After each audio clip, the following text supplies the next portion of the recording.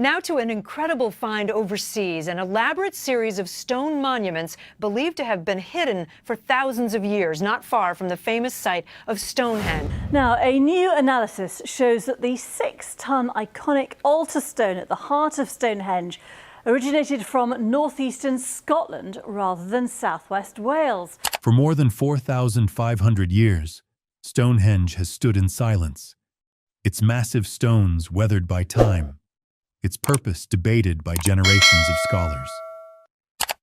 But for the first time in history, that silence has been broken. Using AI-powered 3D scanners capable of mapping stone surfaces down to fractions of a millimeter, researchers believed they were simply documenting erosion and tool marks. What the AI actually uncovered sent shockwaves through the scientific community.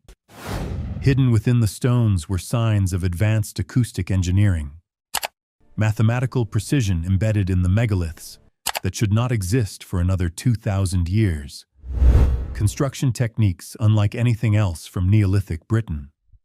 And then came the most unsettling discovery of all. The oldest stones are the most perfectly crafted. The skill didn't evolve over time. It disappeared. As if the builders of Stonehenge didn't invent this knowledge, but inherited it from something far older. Something we no longer understand. Today we're breaking down exactly what the AI decoded, why researchers can't explain it, and why the truth buried inside Stonehenge may be far more shocking than anyone imagined. Before we reveal what was found, make sure to like this video and subscribe to the channel. Because this isn't just a mystery story. It's a real incident. And some things were never meant to be found. Before we begin, understand this. Stonehenge sits on Salsbury Plain, roughly 88 miles southwest of London, a massive stone circle constructed around 2500 BCE. Sarsen stones standing nearly 30 feet tall, weighing up to 25 tons each. Blue stones hauled more than 150 miles from the Preseli Hills in Wales. The official story says Neolithic farmers, armed with antler picks, stone hammers, log rollers, and sheer religious motivation, dragged these megaliths into place over centuries. No metal tools, no wheels, no written language, no advanced mathematics. You already know all of that. What you don't know is what happened when a joint British-American research team decided to stop guessing and start scanning. Using ground-penetrating radar, aerial LiDAR, photogrammetry drones, and high-resolution 3D laser scanners, the team built a complete digital twin of the entire monument. Every groove, every tool mark, every surface irregularity, mapped down to fractions of a millimeter. Not just the standing stones, but the buried remnants, the fallen lintels, the surrounding terrain stretching miles in every direction. And then they did something no one had ever done before. They fed all of it, every scan, every measurement, every data point, into advanced neural networks trained to recognize patterns in ancient construction and acoustic engineering. What the AI returned did not just surprise the researchers, it unsettled them. Under microscopic analysis and three-dimensional surface reconstruction, the AI identified at least 5 distinct stone-working techniques used on the Sarsen stones. The first was expected: pecking and grinding with stone tools, standard Neolithic methods documented across prehistoric Britain. But even here, the results were uncomfortable. The AI measured curved surfaces with less than 2 millimeters of deviation across spans of more than 2 meters. That's roughly 2 millimeters over 6.5 feet. Precision consistent across multiple stones, arranged to form a perfect circle.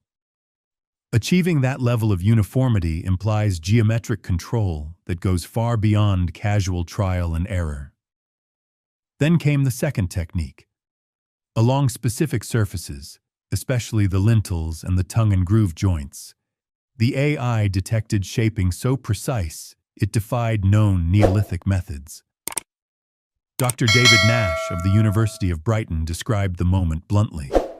He said the level of uniformity in the sarsen stones exceeded anything expected from traditional percussion and grinding. The curvature of the lintels implied systematic planning and controlled measurement. The AI compared these surface profiles against thousands of known Neolithic tool signatures across Britain. There were zero matches. Not a single comparable technique from anywhere in the British Isles during this period. The precision suggested either a controlled shaping method we have never identified, or planning and measurement capabilities that, according to conventional timelines, should not exist for another 2,000 years. Skeptics pushed back. Dr. Mike Parker Pearson, one of the leading Stonehenge researchers at University College London, argued that we should not confuse practical geometry with theoretical mathematics. The builders, he said, were skilled engineers who learned by doing, not abstract mathematicians. And if precision tool marks were the only anomaly, that argument might hold. But the precision was only the beginning. When the neural networks shifted focus to how sound moves through the stones, a researcher named Dr. Rupert Till at the University of Huddersfield nearly fell out of his chair. Stonehenge was not behaving like a temple. It was behaving like a machine. Dr. Rupert Till had long suspected that Stonehenge possessed unusual sonic characteristics.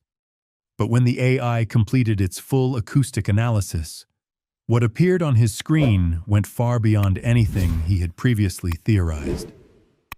The algorithm detected that the precise spacing and shaping of the sarsen stones creates a phenomenon known as constructive interference. Sound waves bounce between the stones, reinforcing one another and amplifying at specific frequencies. This wasn't theoretical. The AI reconstructed exactly what the interior of Stonehenge would have sounded like 4,500 years ago, when all stones were standing. The result was astonishing. Voices, drums, or chanting within the range of 95 to 120 hertz. The frequency of a deep male voice or a large drum would have reverberated through the structure with an almost supernatural intensity. The stone circle wouldn't have echoed. It would have roared. But here's the catch. This effect was not accidental. The stones had to be positioned with extreme precision. Shift a single sarsen by even 1 meter, and the entire acoustic phenomenon collapses. The AI calculated the probability of this level of acoustic optimization occurring by random chance. Less than 1 in 10,000. Let that sink in. The builders of Stonehenge understood acoustic engineering principles that would not be formally documented until ancient Greece. Nearly 2,000 years later, somehow, using what we label as Neolithic technology, they positioned 25-ton megaliths to create cathedral-like sound amplification. Skeptics argue that any circular arrangement of tall stones will produce some acoustic effects, and that's true. But Dr. Till noted that Stonehenge's effects are not incidental. They are specific, targeted, and optimized for particular frequencies. The difference between a room that happens to echo and a concert hall designed by an engineer.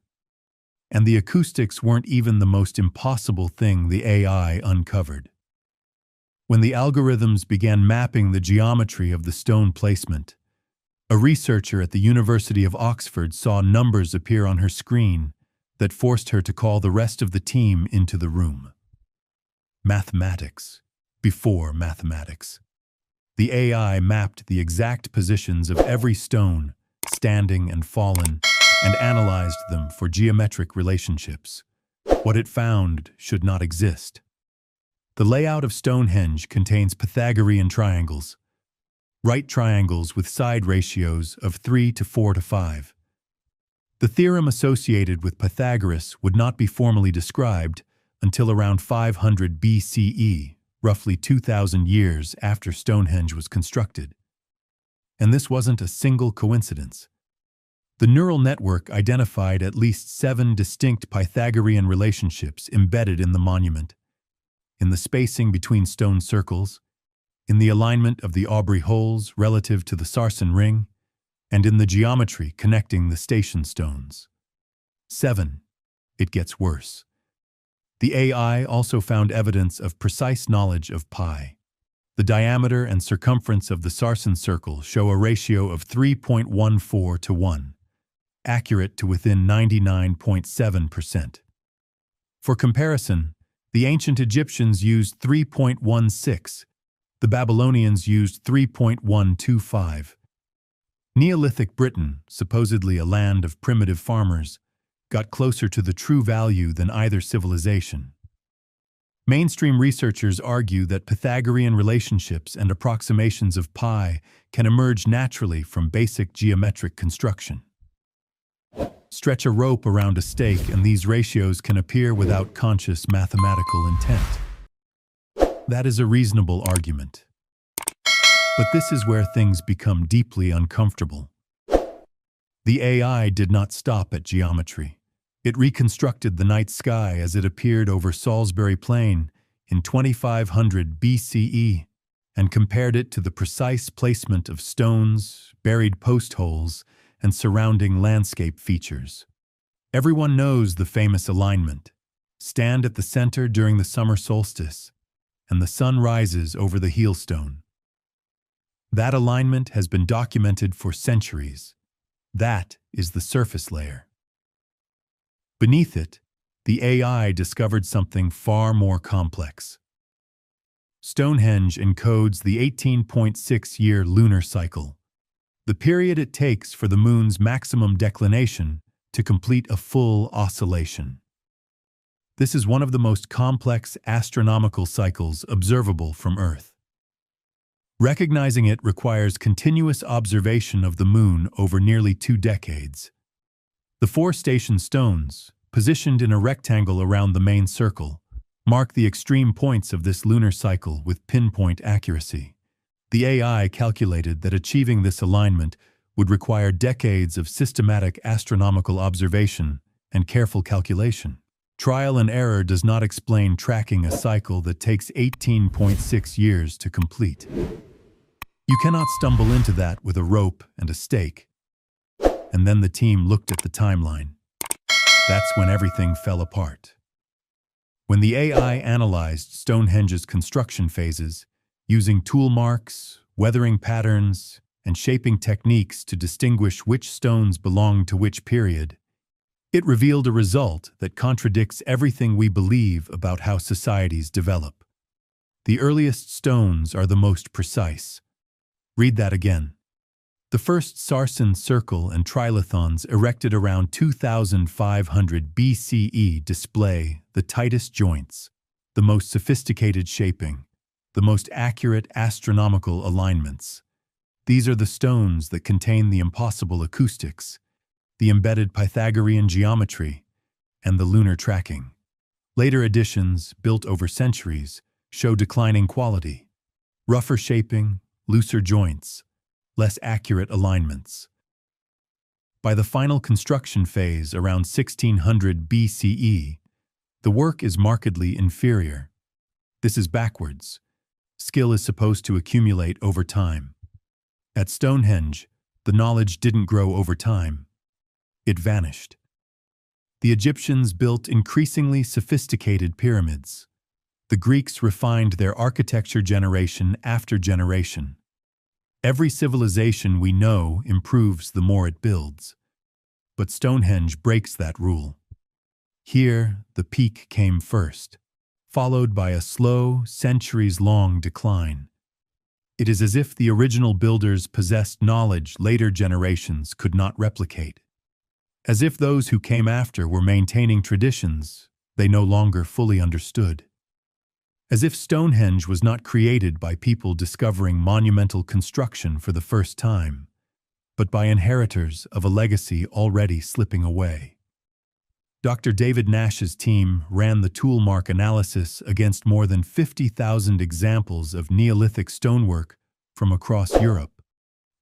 The earliest Stonehenge marks clustered as statistical outliers. They resemble Bronze Age, or even later, craftsmanship, despite radiocarbon dates placing them firmly in the Neolithic.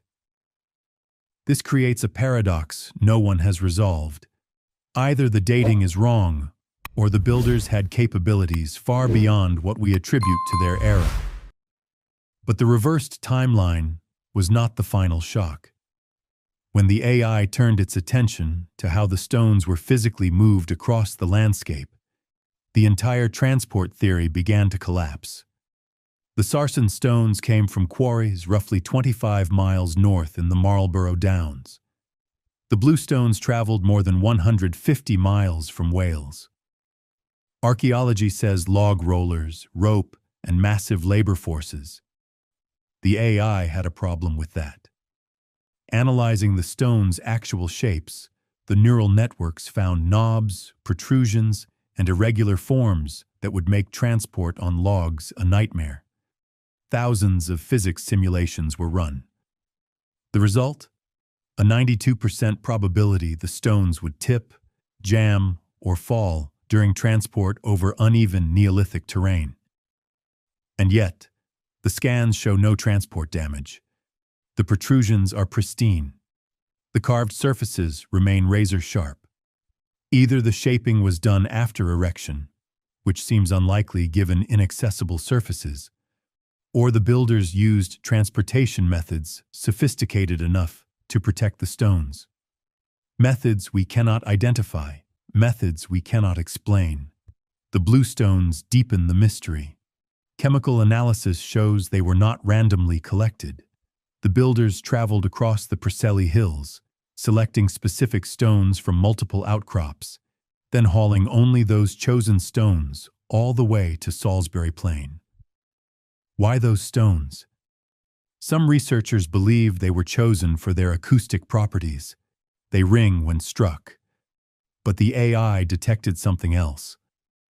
When arranged as they are at Stonehenge, the blue stones create subtle magnetic anomalies, up to 2 nanoteslas, in the local geomagnetic field. How would Neolithic people even detect magnetism, let alone select stones for it, unless they already understood it? And the stones were still not the whole picture. Beneath Stonehenge itself, the AI found structures hidden underground for 4,500 years.